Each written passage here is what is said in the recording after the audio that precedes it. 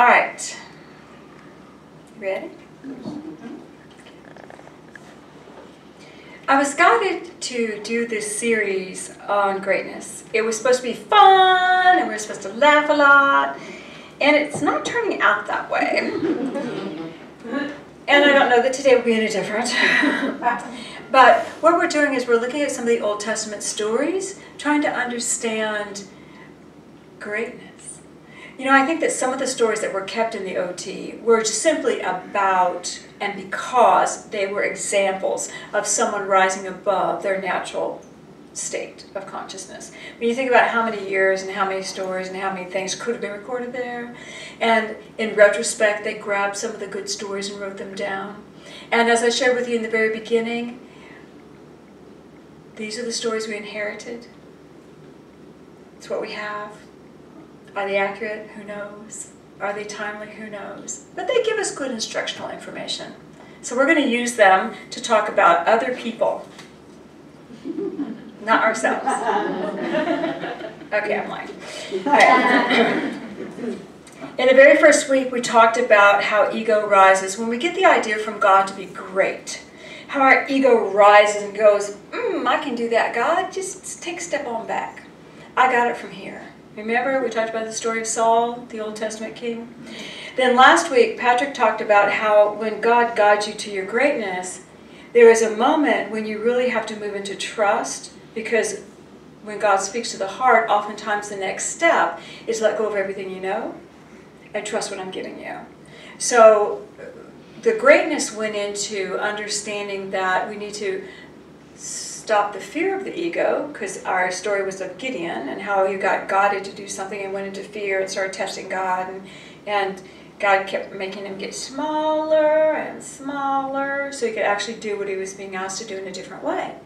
So we learned about greatness does not always have to look like how we think it needs to look, and we do have to stay in touch with God to achieve it. Everybody said, I got that. And that's flowing with your heart, right? Okay, so today we're going to talk about both the ego and following the heart. So, I'm going to talk with you today about David. And everybody's heard of King David, yes?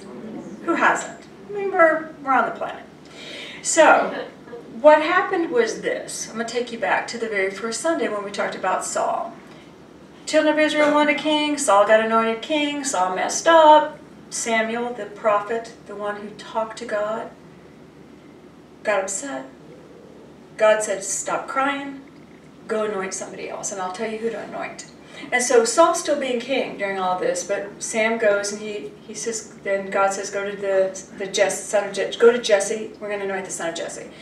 So Jesse brings in his, 7, 8 kids, had brought in about 6 of them, I think he had 7. The first one was perfect. He was perfect. Sam looked at him and said, you're perfect. You're tall, good looking. People will follow you. You got all the qualities we need. And God goes, no, don't do that one. So he prays in the next one, and the next one. It's just no. And he trusts that God told him that Jesse's kid was going to be the next king. So he looks at Jess and says, hey, you got any more kids? I don't like any of these. They're not the one. And Jesse goes, well, I got the youngest boy. He's out with the sheep. And Sammy goes, well, bring him in before I leave. I got to see somebody. So in comes this boy, and they call him Ready. He's good looking, but he's ready. I don't know what that means. And he's been with the sheep all day. And so he looks at him, and Sam in his mind goes, I don't think so. And then God said to Samuel this.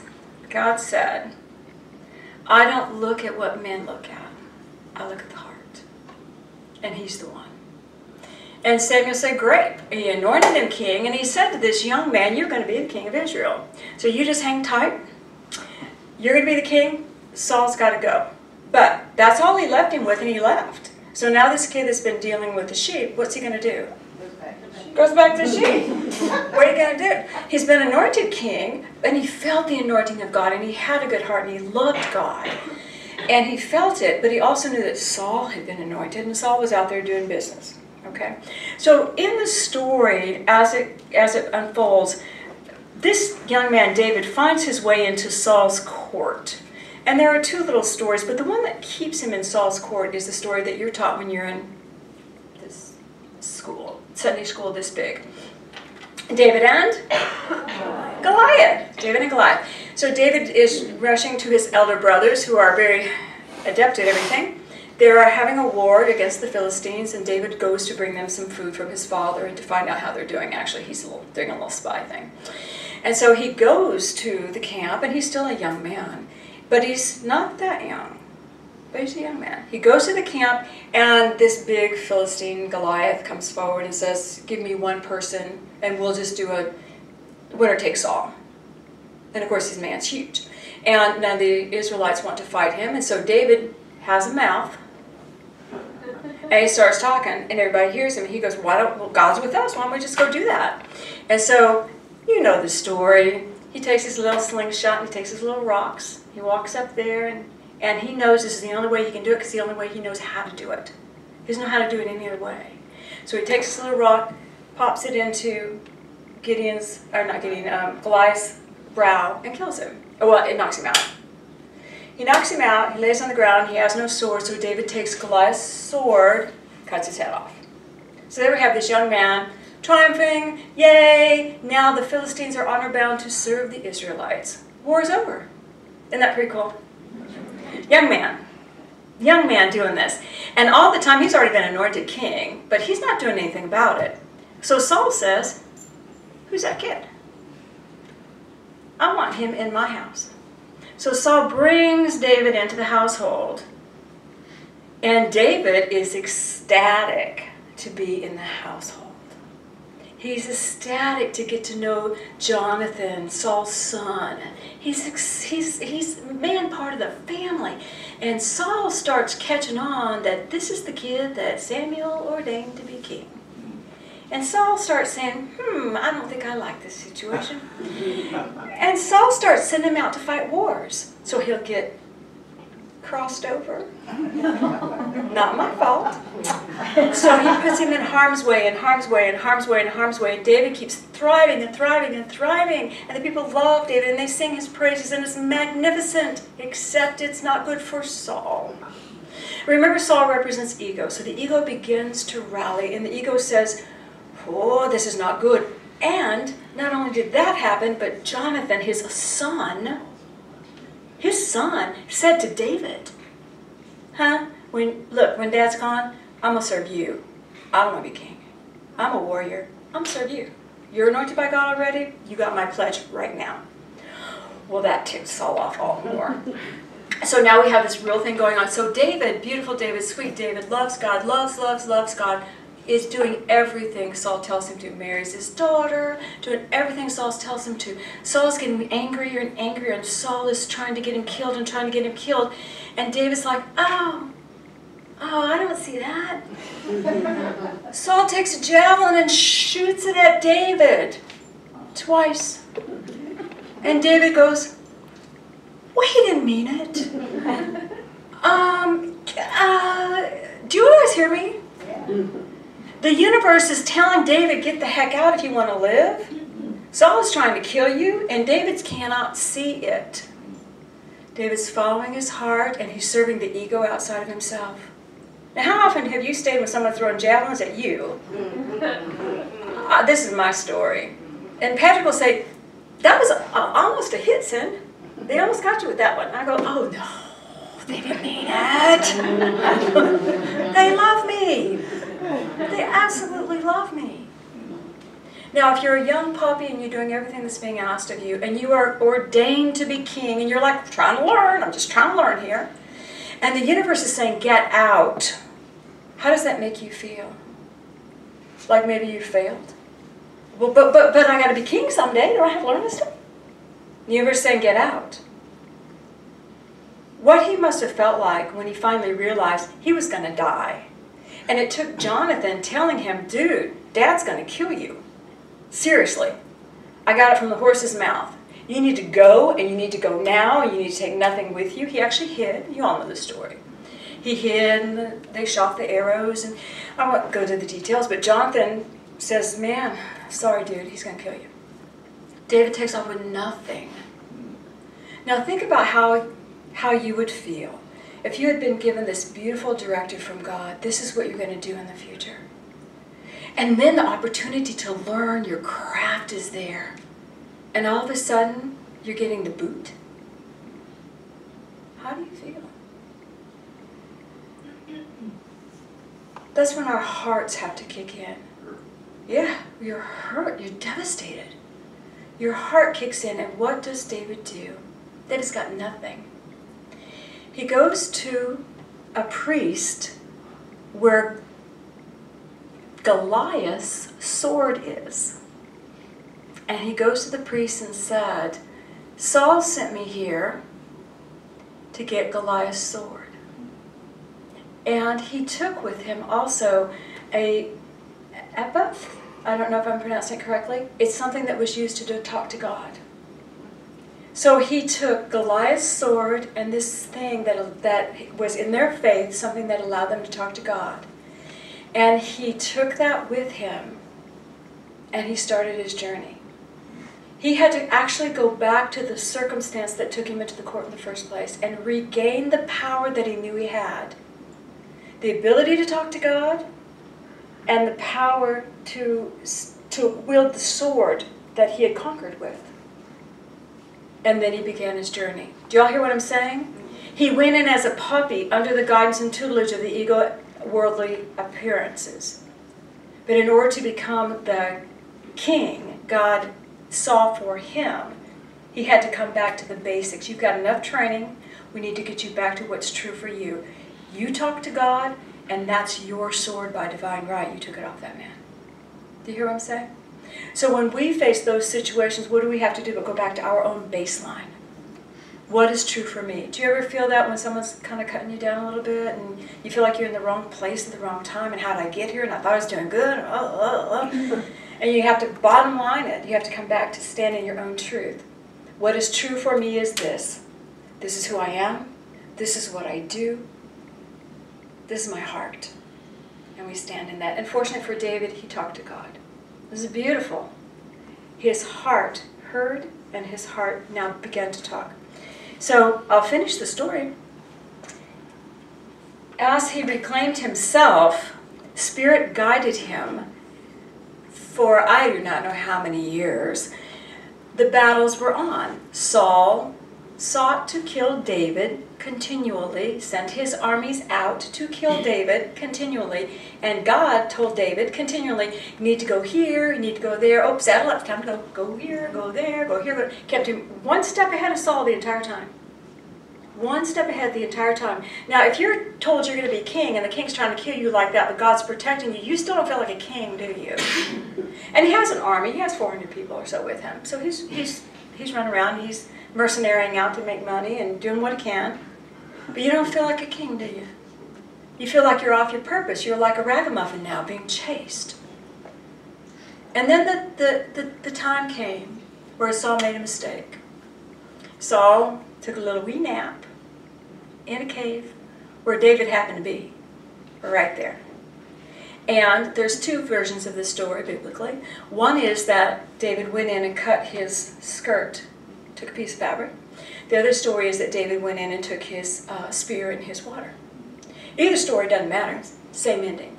What happened was, Saul wakes up and David's way across the way yelling at him, going, hey Saul, my king. He calls him my king, he never dishonored him. My king.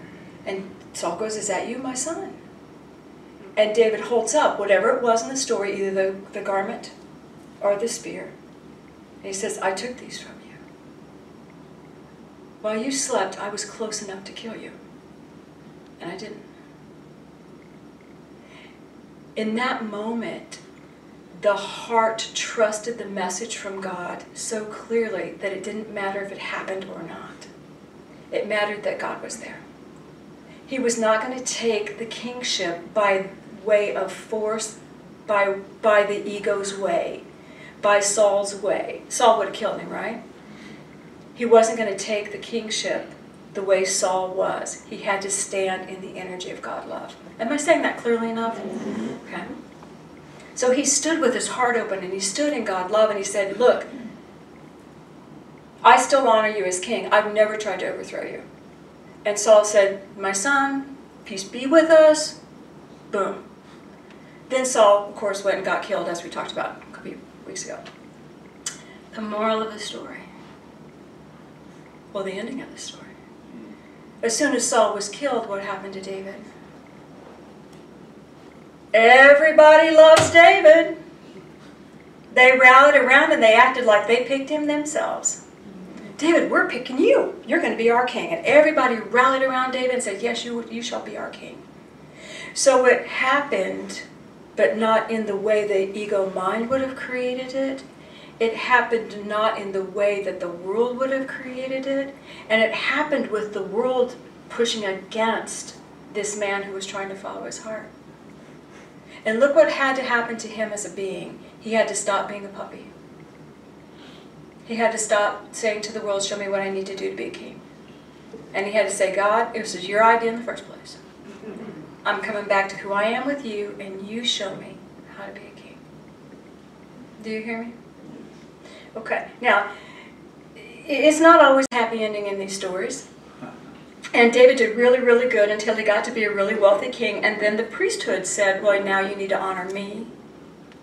And David stopped talking to God directly and started honoring the priests and doing what they said. And he got in a bit of trouble. It happens. And it happens to all of us, does it not, when we try to do what someone else tells us to do instead of going within our heart? But David always came back to his heart. He always came back into his energy.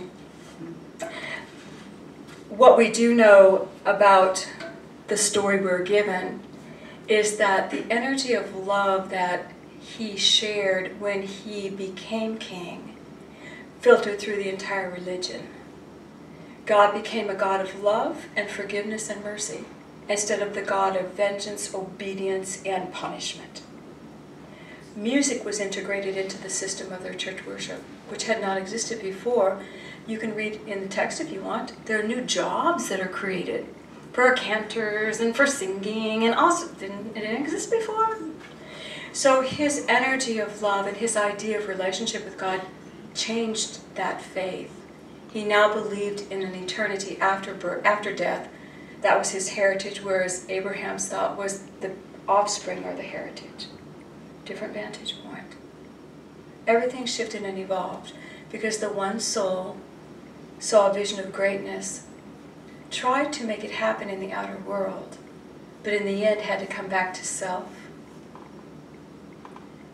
and let God guide him to that end.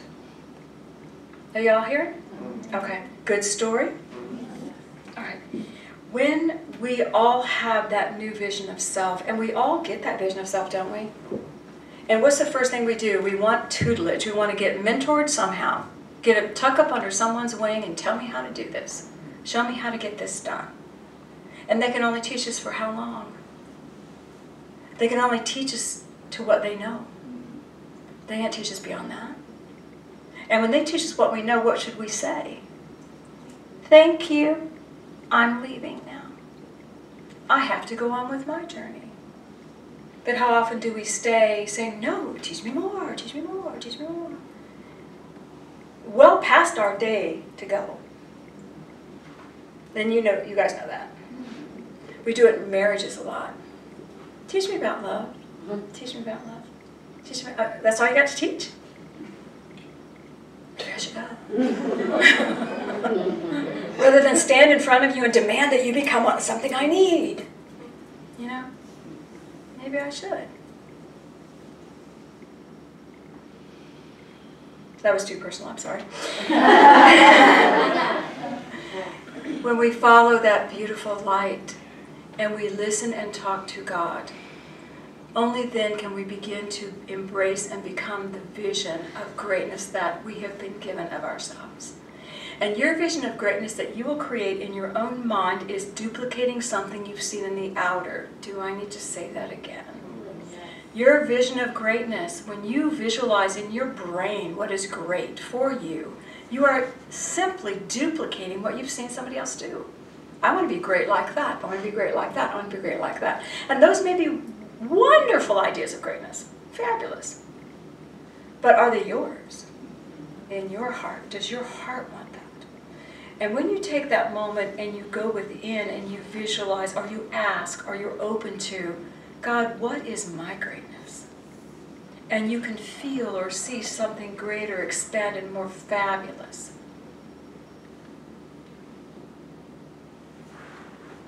This doesn't know how to get there. And to get to that end, it is a process. That is the one thing about David that I wanted to bring up to you all. It was a process. How many years do you think it took? A lot. A lot of years. A lot of years. And do you think when he died, he felt like he was a successful king? No, he was not. If you read all the stories, he had a lot of challenges. I mean, he was really good-hearted. Don't get me wrong. He was the most loving, kind person in the world. But he got in trouble sometimes. So, it's always a process. When you see the vision and you get that idea of who you can be, can you sit with it long enough to let it happen? It's hard. It's hard, isn't it? When I was first, it's my famous story, I tell you guys this all the time, first getting my freedom. I was going out on my own, I had my baby, I was going to just do what God wanted me to do, and I'm talking to God, my heart's open. I'm like 32, I was so powerfully young. And I said, please God, this is me, please just tell me what I'm going to do, tell me where I need to go, tell me what's going to happen to me. And you know what they told Cindy? And I quote, if we tell you, you will do everything in your power to circumvent the process. In other words, if we tell you what's going to happen to you, you are going to mess it up. So we're not going to tell you. Because you have to grow to this. You have to grow to this. You know, if they'd even told me at that moment you're going to be a minister, which I was ordained 3 years later, I had no idea I was going to be ordained 3 years later. If they had told me that, I don't think I could have handled it. Oh, what do I need to do? How do I need to fix that? What do I need to do? I wouldn't have let it come to me the way it came to me. Do you see? We are all on this beautiful spiritual journey of process, time. And because the vision did not happen in 5 years, 10 years, does not mean it's not in the works. It is in the works. And the greater the vision, sometimes we need to grow our consciousness to achieve it. We need to grow from puppies to getting our own metaphysical swords and ability to talk to God, to going back to who we are, to trusting that. All right. As we talked about before, Spirit always, when it's time for you to grow, it's time for you to grow. Spirit will create a situation that requires you to act differently. You don't like that, but it's God's gift to you. When you are in that situation where you have to act differently, you get a new vision, a new heart, new energy. You get a new vision of yourself differently. And then Spirit says, okay, now I've prepared you, stand up. Stand up and try. Do something. Do this one little step I've given you.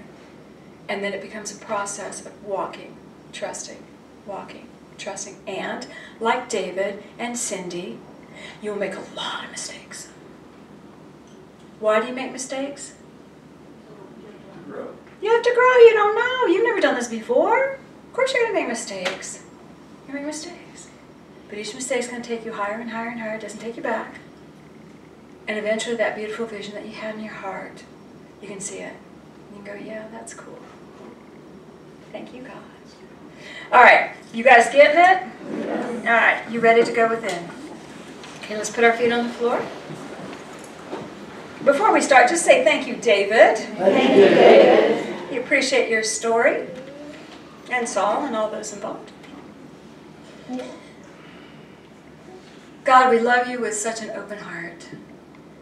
I ask that this room just come alive with that beautiful presence.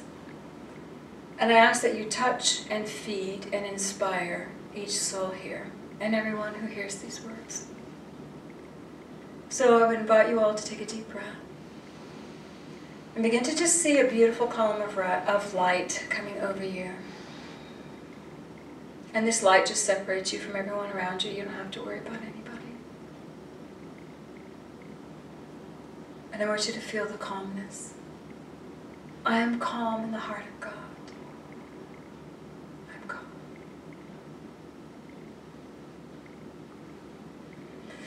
Allow your feeling nature, your vision, your perception just to go to your heart and feel that connection you have with the greater, with your higher self, with the Christ in you, with God, however you touch and feel it.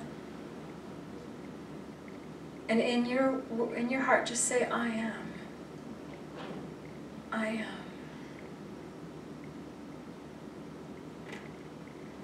Now I want you to say, I am, and feel all of your talents and abilities just rising up, and you can feel and sense what you are good at, who you are, this essence of you. Feel the pureness of yourself just coming up. Claim that baseline of this is who I am.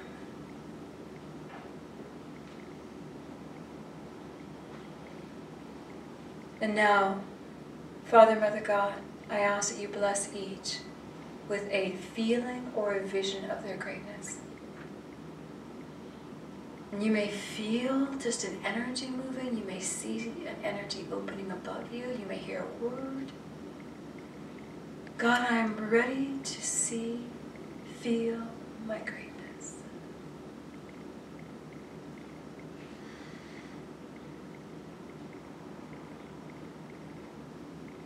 And if you don't get anything definitive right now, you will, because you've asked.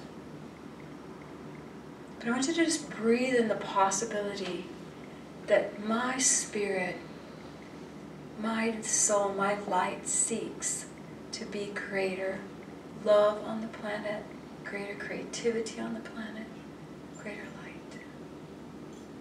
I seek to be greater light on the planet, and as you do, take a breath and send your light into your world. Feel light leaving your heart and just moving into the world that you know.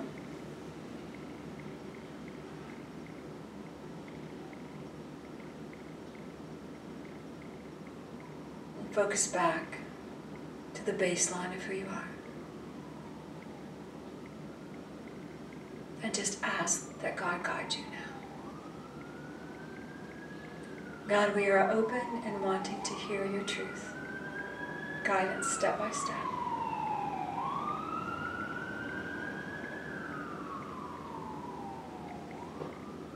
And we thank you. Take a breath. Feel your chair. Feel your feet. And when you're ready, gently open your eyes.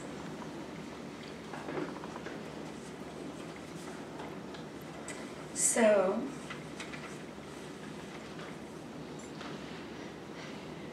when you're becoming greater, Spirit wanted me to say this. God guides your greatness always through your heart. God guides your greatness always through your heart. You might get great ideas. That's great if they feel good to your heart. If you have a great idea that doesn't feel good to your heart, you might want to ask about it. And if you take anything away from today, please take away, it's a process. It's a process. And once you've said yes to becoming greater, you're in God's hands. So things happen that you may not understand, but they are always for your highest and best. Isn't that fabulous? Yes. Say, yay, God. Yeah.